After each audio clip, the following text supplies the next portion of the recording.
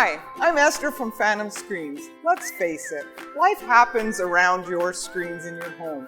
So I'm here to give you some tips and tricks to help you keep your Phantom screens working perfectly. The fact that the mesh sometimes comes out of your track, whether it be in a windy condition or because someone has walked into it, it's not a problem at all. The screens are made for that very reason, to be able to resist impact. That's why the screen can come out.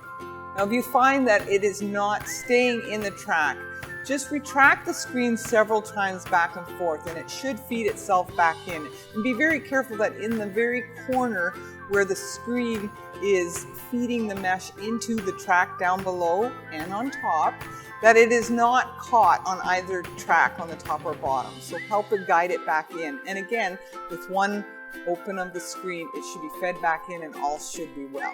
For any tip or trick that I'm giving you that you're still struggling with, struggle no more. We want to help you out. Just give us a call at 1-888-PHANTOM or go on our website, phantomscreens.com, and we'll be sure to help you out.